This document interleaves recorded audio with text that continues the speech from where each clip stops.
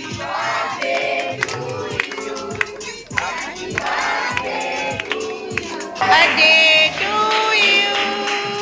Happy birthday to you. দেখুন, যেখানে আগের ব্লগটা শেষ করেছিলাম ঠিক সেখান থেকেই আজকের ব্লগটা শুরু করছি। বসে আছি দুষ্টুর ডান্স ক্লাসে। দুষ্টু ডান্স করছে, আমি আর মামাম ওয়েট করছি কখন দুষ্টুর ডান্স ক্লাস ছুটি হবে। তারপর এখান থেকে সোজা চলে যাব দুষ্টুর ডান্স ক্লাসের এক দিদির বার্থডে সেলিব্রেশনে। তবে হ্যাঁ, আগেই ডান্স ক্লাসে কেক কাটিং হবে, মানে ছোট্ট করে বার্থডে সেলিব্রেশন হবে। তারপরেই আমরা দুষ্টুর সেই দিদির বাড়িতে যাব। তার আগে দেখুন দুষ্টু কিভাবে ডান্স প্র্যাকটিস করছে। গানটা আর এখানে দিতে পারলাম না, যেহেতু ওই কপিরাইটের ভয় আছে, সেই জন্য। মেয়ে আমার ডান্স ক্লাস আসতে ভীষণ পছন্দ করে, কিন্তু ডান্সটা ঠিকঠাক করে না দেখুন। তবু যদি এইভাবে প্র্যাকটিস করতে করতে শেখে। তো এই যে হলো আমাদের বার্থডে গার্ল, চলে এসেছে ডান্স ক্লাসে। আজকে আরও ডান্স ক্লাস করবে না, ওই কেক কাটিং হবে, তারপর আমাদেরকে সাথে নিয়ে ওদের বাড়ি চলে যাবে। তো এই যে দেখুন প্রত্যেকটা বাচ্চা কতটা হ্যাপি হয়েছে। বার্থডে মানে একটা স্পেশাল দিন, ছোট বড় সবাই এই দিনটাতে খুব হ্যাপি হয়। সারা বছর অপেক্ষা করার পর বছরে এই একটা দিন খুবই স্পেশাল।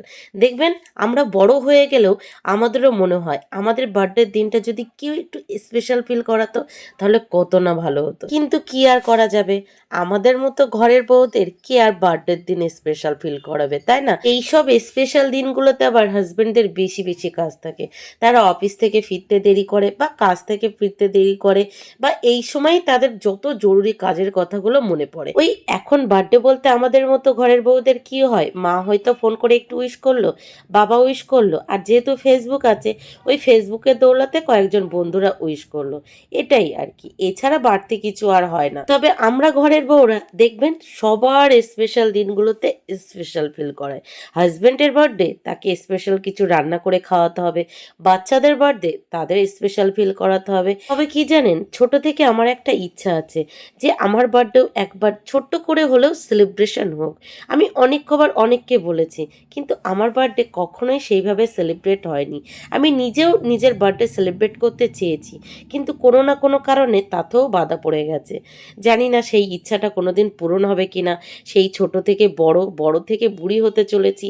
জানি না এর পরবর্তীতে হয়তো আমার মেয়েরা আমার বার্থডে সেলিব্রেট করে আমার সেই সুপ্ত ইচ্ছাটা পূরণ করবে, আশাই আছি।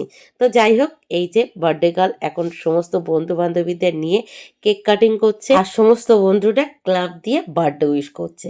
কিন্তু এখানে আমি রিয়েল ভয়েসটা দিতে পারছি না, কারণ পাশাপাশি মিউজিক চলছিল। কপিরাইটের ভয় যেহেতু আছে, সেই জন্য এখানে রিয়েল ভয়েসটা দিতে পারলাম না।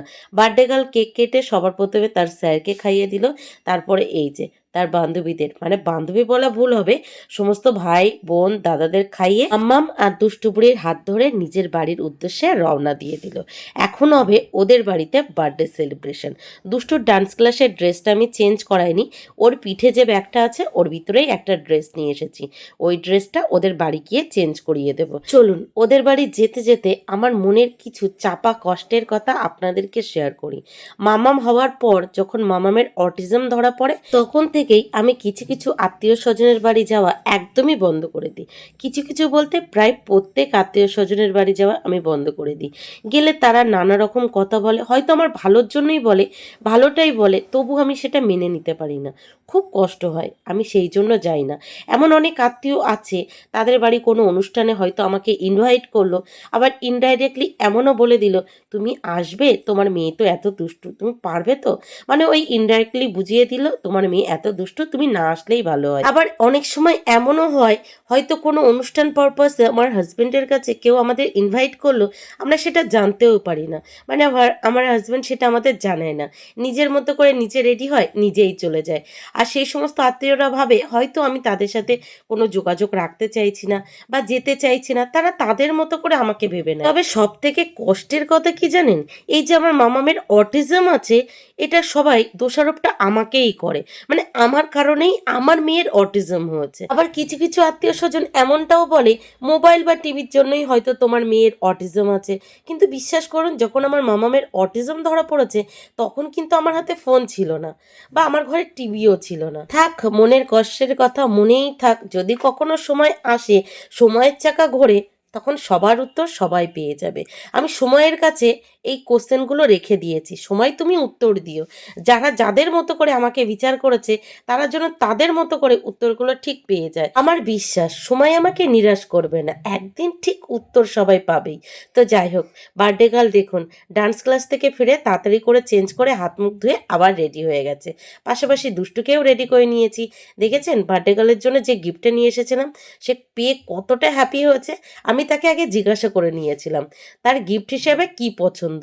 সে এক কথায় বলে দিয়েছিল তার পুতুল চায়, তো আমি পুতুলই নিয়ে এসেছিলাম। দেখেছেন কতটা হ্যাপি হয়েছে। ও কিন্তু অনেক দামি দামি ভালো ভালো গিফট পেয়েছে, কিন্তু সব থেকে হ্যাপি এই পুতুলটা পেয়েই হয়েছে। আর এদিকে দেখুন বার্থডে গার্ল আজকে পুরোপুরি সেলিব্রিটি, সবার ফোনে শুধু ওরই মুখ, ওরই ছবি তোলা হচ্ছে আর কি। তো যাই হোক কিছুক্ষণ ওয়েট করার পর এই যে গরম গরম কফি চলে এসেছে। আর গরম কফিতেই যেই না চুমুক দেব সাথে সাথে কি চলে এসেছে দেখুন, সাথে সাথে চলে এসেছে পকোড়া। গরম কফি আর সাথে পকোড়া, ও আলাদাই একটা স্বাদ। তো সবার প্রথমে গালে একটা পকোড়া দিয়ে নিলাম, পকোড়া দিয়ে তারপরে কফির কাপটা আবার হাতে তুলে নিলাম। আর পাশে আমার দুষ্টু বসেছিল, তার গরম কফিটা খেতে পাচ্ছিল না দেখে তার কফিটা ঠান্ডা করে তারপর আবার আমি আমার কফিটা খেলাম। এবার চলে এলো বার্থডের মেন আকর্ষণ, মানে মূল আকর্ষণ, বার্থডে কেক কাটিং। আবারও আপনাদের একটু ডিস্টার্ব করছি, আপনারা একটু খেয়াল করবেন। দেখুন মাম্মাম পুরো বার্থডেটা কিন্তু খুব এনজয় করেছে, খুব আনন্দ করেছে। আপনারা একটু খেয়াল করে ওকে দেখবেন, তাহলেই আপনারা বুঝতে পারবেন। আগে যখন মাম্মামকে এরকম কোনো ধরনের সেলিব্রেশনে নিয়ে যেতাম, মাম্মাম এরকম চুপটি করে দাঁড়াতো না বা আনন্দ করতো না বা এই জিনিসগুলো উপভোগ করতো না। আর এখন দেখুন পুরোপুরি সমস্তটা উপভোগ করছে, দেখছে, আনন্দ করছে, সেটাকে ফিল করছে। দেখুন কত লক্ষ্মী মেয়ে আমার। আমি ওকে দাঁড় করিয়ে রেখে দূরে দাঁড়িয়ে ভিডিও করতে পারছি, এটাও কিন্তু আমার কাছে অনেক বড় পাওয়া। এগুলো আগে হতো না, আগে ওকে ধরে রাখতে হতো, আমার কাছাকাছি রাখতে হতো। এই জন্যই হয়তো অনেক আত্মীয়রা ওই নিমন্ত্রণ করে না আসার মতো করেই করতো আর কি। তো যাই হোক এবার হচ্ছে বার্থডে কেক কাটিং। দেখুন মামাম সবার সাথে তালে তাল মিলিয়ে ক্লাব করলো, হ্যাপি বার্থডে উইশ করলো, তারপরে কেক কাটা হলো, কত আনন্দ করছে। আচ্ছা আপনারা আমাকে একটা কথা বলবেন, এই যে ফুলঝুরিটা নিয়ে আসা হয় কেক কাটিংয়ের সময়, এটা যে করবে এটা ঠিক টাইমে ঠিকঠাক করে হয় না কেন বলুন তো? আমি এখনও অবধি কোনো বার্থডেতে দেখলাম না ওটা ঠিকঠাক সময়ে এটা হয়েছে। তারপরে এই স্প্রেটা দেওয়ার পর মামা দুষ্টু দেখুন কতটা আনন্দ করছে, চারিদিকে মনে হচ্ছে স্নোফল হচ্ছে। আর দুষ্টু বলছে মা বরফ পড়ছে বরফ পড়ছে। এখানটায় দুই মেয়ে আমার খুব আনন্দ করেছে, আমার নিজেরও খুব ভালো লেগেছে। তবে কি জানেন এখনও অবধি দুষ্টুর বার্থডে এইভাবে সেলিব্রেশন হয়নি, যেহেতু ওর 5 বছর হয়নি, এই বছরে 5 বছরের বার্থডে হবে। তো ইচ্ছা আছে ছোটোখাটো করে হলেও ওর বার্থডেটা সেলিব্রেট করার। যেহেতু বাড়ির কাজবাজ চলছে অতটা হয়তো বড় করে হবে না, তবে চেষ্টা করব এই বছরটা যেহেতু 5 বছরের জন্মদিন একটু হলেও করার। কারণ মাম্মামের 5 বছরের জন্মদিনটা ধুমধাম করে বড় করে করা হয়েছিল। যদি দুষ্টুর বেলায় করা না হয় তাহলে ও বড় হলে তো বলবেই। ওর বাবা বলতে চাইছিল 5 বছরেরটা না করে 10 বছরের বয়সের বার্থডে সেলিব্রেশনটা যদি একটু বড় করে করা হয় তাহলে কেমনটা হয়। বললাম চলো ঠিক আছে, এবছর যেহেতু ঘরের কাজবাজ হচ্ছে, 10 বছরে মেয়ে আরও বড় হয়ে যাবে, তখন না আরও ভালো করে করা যাবে। তো বার্থডে কেক কাটিংয়ের পর সবার সাথে একটু ছবি তোলা হলো, তারপরে হচ্ছে এই যে কেক খাওয়া। এই কেক খেতে খেতে আপনাদেরকে একটা কথা বলি, বার্থডে গার্ল মানে যে বার্থডে গার্লের বার্থডেতে আমরা গেছিলাম, ও দাদু এত ভালো, কথা বলে এত ভালো লেগেছে আপনাদেরকে কি বলবো। দাদু বলতে ঠাকুর দাদার কথা বলছি, ভীষণ ভালো, বিশ্বাস করুন কথা বলে এত ভালো লেগেছে, ভীষণ ভালো। এই যে হলো বার্থডে গার্লের মা, যার সাথে কথা বললে পজিটিভ এনার্জি পাওয়া যায়।